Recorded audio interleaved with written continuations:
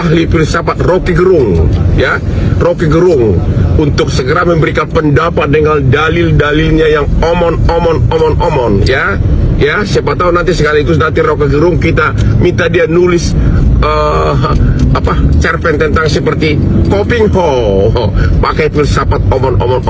Ayo Rocky Gerung, bahas dong, ya. Tapi jangan hanya dari segi filsafat, dari segi hukum dong, ya. Kalau cuma nuduh, ayo dong, ya. Hotman Paris. Horas Bang Hotman. Walaupun abang bilang banyak kali yang kalau jalan di mall itu minta foto, aku bukan salah satunya bang. Bahkan di TV pun aku gak suka lihat abang. Gak tahu kenapa, bukan aku benci, kenal pun tidak. Cuma kayak mana ya, kayak norak aja gitu menurut aku ya. Mungkin itu style abang, tapi sedari dulu di saat orang mengagung-agungkan atau mengidolakan, aku enggak bang. Sama sekali. Gimana ya aku bilang, nggak enak aku ngomong ya, cuman ya itulah pokoknya. Jadi tolonglah bang, kalau emang punya hati nurani untuk rakyat kecil, lebih baik abang bela rakyat kecil daripada abang bela oknum-oknum atau siapapun itu yang mengatasnamakan segelintir orang demi keuntungannya sendiri. Ayolah bang.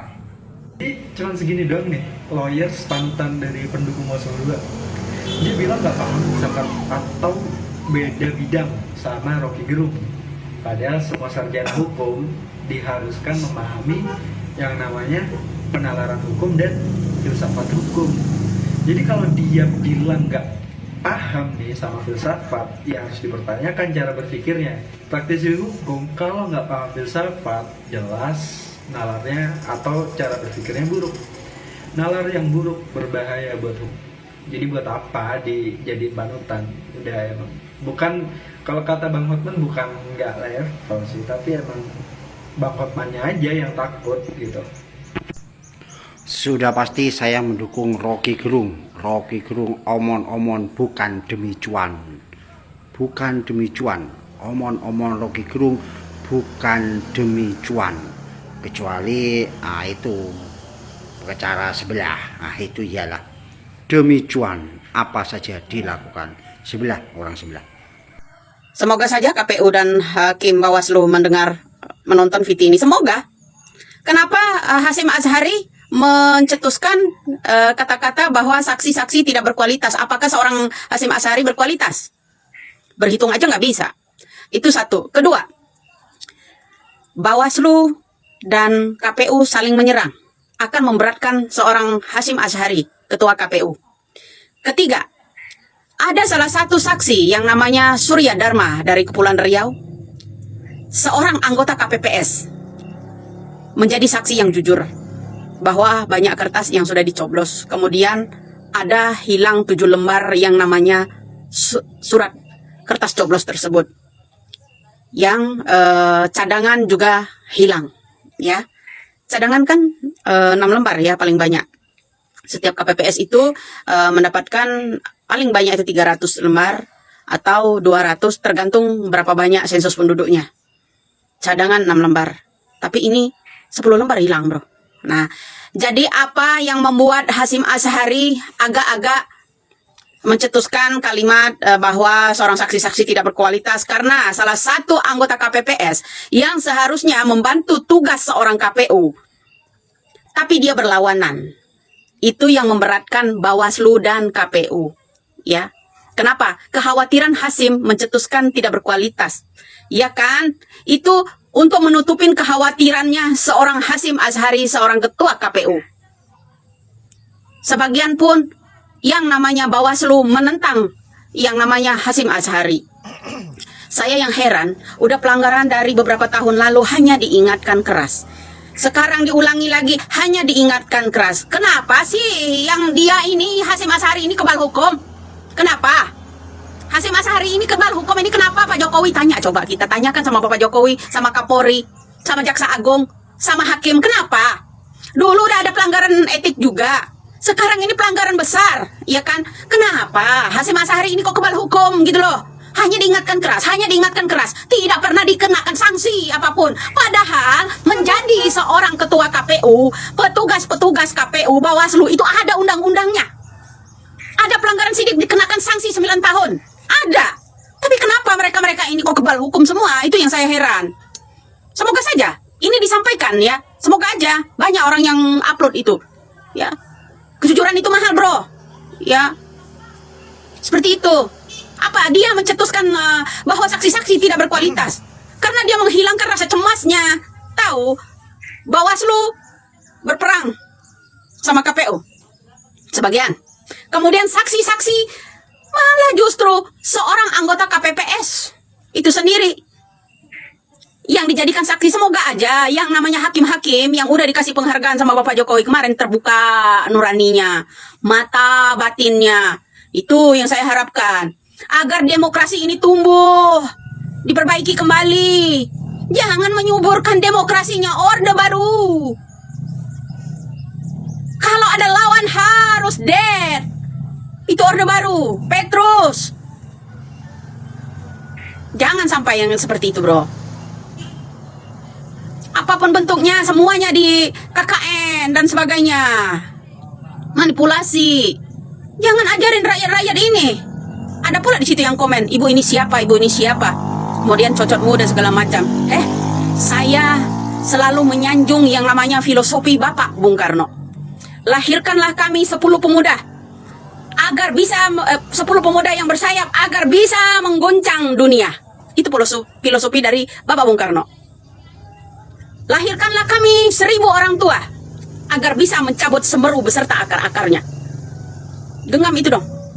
Jangan ikuti aturan-aturannya yang namanya Orde Baru. Ya, yang miskin, miskinkan saja, tindas saja, yang kaya harus menjadi kaya seperti pengusaha. Kita ini udah zaman maju katanya. Zaman digital. Kalau zaman Orba dulu senang kalau ada orang bodoh. Anak Indonesia tidak menjadi pintar, busung lapar, kekurangan gizi, senang. Itu zamannya Orba. Paling senang mereka itu. Kalau ada rakyatnya kena busung lapar, pada mati kelaparan, itu senang. Karena hutang itu untuk kekayaan ke-6 anak-anaknya, bukan untuk rakyat. Ini salah satu contoh juga, ini udah ketularan di zamannya Jokowi ini.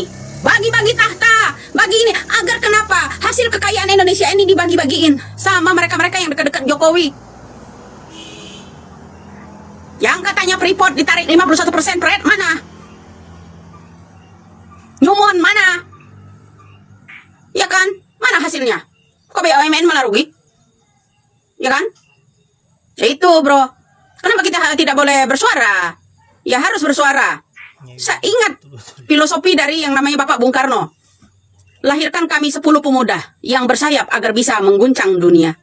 Lahirkanlah kami ini 1000 orang tua agar bisa mencabut Semeru beserta akar-akarnya. Apa kita tidak boleh menguak-nguak tabir-tabir orang-orang yang jahat ini? Kekayaan alam kita ini. Dulu Bapak Bung Karno menolak yang namanya Belanda dan lain-lain itu, ya, mengerjakan Freeport itu, ya, menentang. Tapi Soeharto lah yang memberikan itu. Loh, sekarang akan dihidupkan kembali ini, jilid kedua Orde Baru. Orang-orang harus dibungkam. Tidak bisa, bro. Biarkanlah Indonesia melawan dengan cara-caranya. Semoga saja, ya, hakim-hakim itu mendengar, terbuka hati nurani pikirannya. Walaupun itu udah diberi penghargaan dari Bapak Jokowi dan bisikan. Itu yang saya harapkan. Kenapa? Yaitu saya ulangi, cetusan seorang Hasyim Asyhari Ketua KPU mencetuskan bahwa tidak berkualitas saksi-saksi. Apakah yang namanya anggota KPPS itu sendiri yang seharusnya membantu yang namanya KPU itu masih tidak berkualitas? Itu jelas yang namanya Hasyim Asyhari itu menghilangkan rasa cemasnya. Makanya dia cuap-cuap seperti itu. Ya, tinggal tunggu. Boleh aja hakim berpihak sama mereka. Tidak dengan Indonesia. Ajarkanlah kejujuran rakyat Indonesia ini. Jangan diajarkan nepotisme lagi seperti dahulu, bro. Ya. Banyak lagi itu komennya. Nggak mutu. Kalau nggak mutu kenapa mereka masuk komen? Ya. Salam waras, salam NKRI. Semoga semuanya terkuat. Semoga ada juga petugas-petugas KPPS yang lainnya berani seperti Surya Dharma. Bukan Surya Dharma Ali tapi ya. Mantan Menteri Agamanya SBY. Bukan. Ya. Salam waras, salam NKRI. Yap, sesuai dengan fakta bahwa kelompok 02 memang dipenuhi orang-orang yang arogan dan juga sombong. Kita lihat sendiri mulai dari pengacara bahkan sampai ke KPU, di mana Hotman Paris sebagai pengacara 02 kerap kali menunjukkan kesombongannya di publik, dan bahkan tadi di salah satu video di mana Hotman Paris menantang Rocky Gerung. Saya kira Hotman Paris betul-betul mau mencari penyakit. Kita tahu bahwa dari segi pengetahuan, kualitas Hotman Paris dengan Rocky Gerung itu jauh berbeda, antara langit dan bumi. Dan akibat ketengilan Hotman Paris ini menuai respon menohok dari para netizen. Saya kira Hotman Paris sebagai pengacara memang betul-betul sangat memalukan, dan itu layak didapatkan dari netizen. Dan terlihat juga di video kedua di mana adanya Widya menyentil habis Hasyim Asy'ari sebagai ketua KPU yang begitu songong. Saya kira orang ini betul-betul tidak mempunyai rasa malu, tidak pernah merasa bahwa dirinya ini mulai melukai hati rakyat Indonesia, melukai banyak hati rakyat Indonesia. Dan tentu wajar-wajar saja jika rakyat hari ini melawan dengan cara-cara yang keras, dengan kata-kata yang kasar. Saya kira semua itu terjadi karena sumbernya ada pada kubu 02 seperti Hotman Paris dan juga kawan-kawannya semua yang hanya berpikir persoalan uang tanpa pernah berpikir bagaimana agar bisa membela kebenaran. Baiklah sahabat-sahabat, saya kira hanya itu. Semoga para pelaku kejahatan ini bisa mendapatkan sebuah ganjaran yang sangat besar, yang setimpal dengan apa yang dia lakukan terhadap rakyat, yang seolah-olah mempermainkan rakyat. Dan saya akhiri dengan ucapan wallahul muwaffiq ila aqwamit thoriq. Assalamualaikum warahmatullahi wabarakatuh.